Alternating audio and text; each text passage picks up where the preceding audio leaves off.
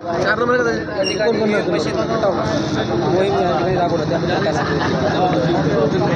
आपल्याला माहिती आहे कालचे जे रिझल्ट लागलेले आहे विधानसभेचे आणि मागच्या लोकशाहीचे पण आपण लोकसभेचे पण रिझल्ट आपण पाहिलेले आहे की असं कोणतंही काम महायुती सरकारने केलेलं नव्हतं आणि जनतेचा कौल तर त्यांच्या बाजूने अजिबात नव्हता। म्हणजे यामध्ये तुमचा बेरोजगार खुश नव्हता, आम्ही गृहिणीसुद्धा खुश नव्हते कारण महागाई प्रचंड प्रमाणात वाढलेली आहे।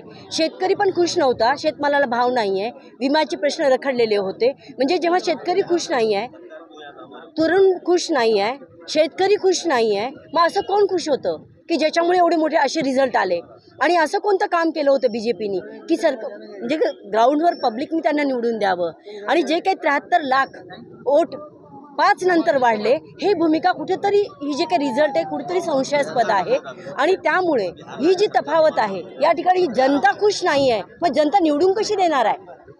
तर हे जी संशयास्पद भूमिका आहे, आम्ही कित्येक वर्षापासून विधानसभेच्या निवडणुकीच्या आधीसुद्धा काँग्रेस पक्षानं काही क्वेश्चन निवडणूक आयोगाकडे दिले होते। त्या क्वेश्चनला महिनाभर निवडणूक आयोगाने उत्तर दिलं नाही। EVM विषयीच आमचे ते क्वेश्चन होते आणि तसं न करता सर्वोच्च न्यायालयाने पण हे फेटाळलं। शेवटी आम्हाला पब्लिकमध्ये उतरून हे जन आंदोलन करायचं आहे आणि आम्ही घरोघरी दारोदारी जाऊ आणि हे जन आंदोलन उभारू या ठिकाणी आणि EVM हटवू।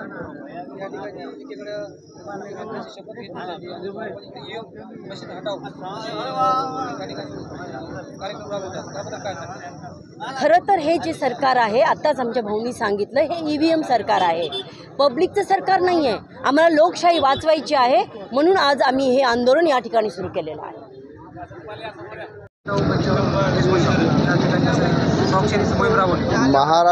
महाराष्ट्र प्रदेश काँग्रेसच्या वतीनं EVM हटवण्याच्या दृष्टिकोनातून स्वाक्षरी मोहिमेचा शुभारंभ आज या ठिकाणी करण्यात येत आहे।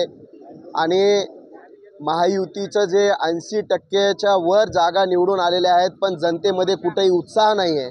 त्यामुळं हे जे सरकार आहे, हे सरकार जनतेचं सरकार नाही आहे, तर हे सरकार EVMचं सरकार आहे।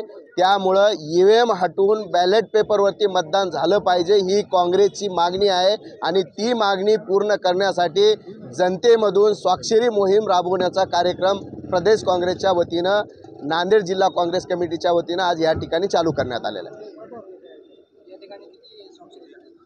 आत्तापर्यंत जवळपास 100-150 स्वाक्षरी ह्या ठिकाणी झालेल्या आहेत। या ठिकाणी शुभारंभ आज करण्यात आलेला आहे, पण बूथपासून ते जिल्ह्यापर्यंत आणि जिल्ह्यापासून ते स्टेटपर्यंत अशा पद्धतीचं EVM हटवण्याच्या दृष्टिकोनातून स्वाक्षरी मोहीम काँग्रेस पक्ष या ठिकाणी राबवत आहे।